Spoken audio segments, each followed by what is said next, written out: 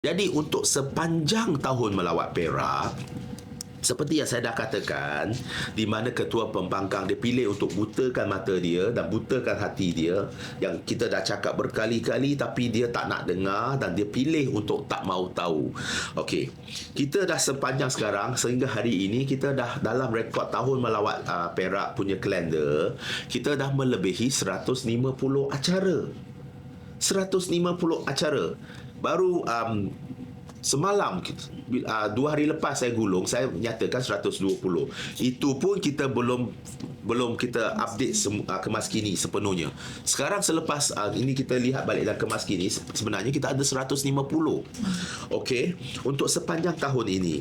Dan juga program-program yang bersifat domestik dan juga antarabangsa seperti Johor Park 5 Run, Lenggong Outdoor Festival, Ipoh International Art Festival, Ipoh Fashion Show Week dan lain-lain. Jadi kita kalau tengok sini, dia ada untuk peminat sukan, peminat fashion, peminat makanan, macam-macam kita ada. Dan juga peminat seni. Jadi kita boleh lihat kita punya produk ni sebenarnya dia sangat-sangat diverse, sangat-sangat meluas. Kita tidak tertumpu kepada satu sahaja. Seperti yang saya dah bentangkan dalam penggulungan saya. Sebenarnya kita boleh memilih cara senang aja untuk kita nak buat kerja. Sebenarnya saya boleh pilih cara senang, Tourism Perak boleh pilih cara senang, SUK Perak pun boleh pilih cara senang. Kita buat semua aktiviti di Ipoh aja. Kalau kita buat semua aktiviti di Ipoh saja, kalau kita gunakan 150 event tu, bayangkan hampir setiap 3 hari atau 2 hari kita akan ada satu event. Kalau time itu dekat Ipoh sahaja, maknanya dia bukan sahaja meriah, tetapi dia akan kesesakan teruk. Kita kena marah pula kenapa hari-hari sesak dekat Ipoh. Jadi kita tak nak buat begitu. Kita nak pastikan hasil daripada semua kerja kita boleh dirasakan di semua daerah. Di semua daerah, termasuk di luar sana. Jadi saya nak bagi tahulah beberapa contoh lah untuk apa yang telah kita lakukan, aktiviti-aktiviti fizikal yang telah kita lakukan. Okey. Jadi kita mula dengan tahun melawat Perak punya pelancaran, iaitu 31 Disember dan 1 Januari di 2023 yang telah berlaku di Silver Lake Village, okey, di Batu Gajah. Ada yang kata 50, ada yang kata 55,000 dan sebagainya. Rakan-rakan media ada di situ. Rakan-rakan media boleh jadi saksi dan boleh nak tentukan sama ada ramai atau tidak orang itu. Lepas tu kita ada Visit Perak Fun Run yang berlaku sejurus selepas itu, di mana pelari-pelari sahaja dah lebih kurang 1,000 orang. Lepas tu ada sambutan, kita dah buat sambutan. Pada masa tersebut kan kita juga sambut pada 1 Januari, kita juga buat sambutan kepada mereka kapal terbang yang the first 2 flights yang tiba ke Ipoh. Okey, di lapangan terbang Sultan Azlan Shah. Selepas itu, okey, kita datangkan ke sini.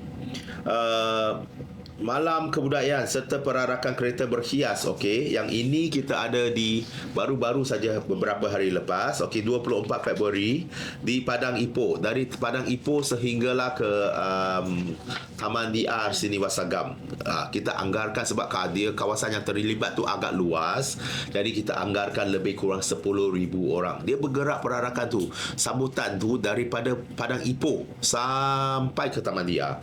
Selepas tu lagi kita ada juga santai budaya dan kesenian di Pulau Misa, Bota, okey. Lepas itu kita ada juga Pesta Teluk Batik. Pesta Teluk Batik ini pun dahsyat. Pesta Laut Teluk Batik ini kita mendapat lebih kurang 30,000 pengunjung. Lebih kurang 30,000 pengunjung di situ. Dan juga pada masa yang sama di pesta tersebut, kita ada juga di mana kita ada lagi satu pertandingan dan juga acara event untuk kumpulan-kumpulan mountain bike mereka. Okey, di mana juga peserta-peserta mereka datang daripada jauh, daripada Indonesia, daripada Thailand, daripada Singapura untuk bersama-sama di Teluk Batik, yang akan kemudiannya dia akan adakan pesta untuk pangkor pula.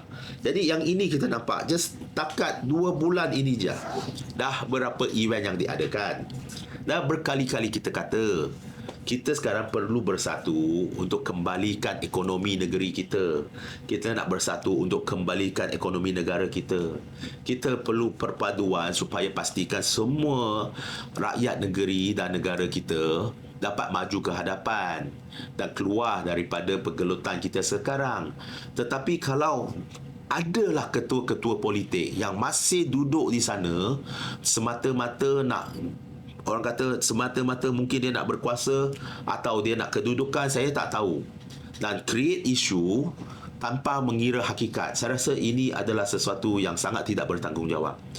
Ini saya belum sebut lagi negeri Kelantan, yang juga pada masa tahun ini mengadakan tahun melawat negeri Kelantan. Kenapa dia tak bandingkan dengan negeri Kelantan? Tapi itu satu hal lah. Kalau itu yang itu mungkin kita katakan kita terlalu berpolitik. Tetapi hakikatnya begitu. Hakikatnya begitu. Jangan buat selektif. Jangan buat secara selektif. Kan, kalau dia nak buat secara selektif, kita pun boleh buat secara selektif. Tapi sudahlah. Nasihat saya pada ketua pembangkang, sudahlah dengan politik yang negatif ni. Sebab negeri pun sama, negara pun sama, kita perlukan politik positif. Kita perlukan pelancong datang. Kita perlukan pelabur datang. Kalau bila kita berpolitik secara negatif, ini adalah sabotaj kepada kempen-kempen usaha-usaha dan juga ekonomi negeri serta ekonomi negara. Jangan sabotaj ekonomi negeri. Sebab yang merana rakyat. YB dapat gaji yang sama juga. Saya tahu. Dia dapat gaji sama, saya dapat gaji sama. Tak berubah. Tapi yang merana siapa? Rakyat yang merana.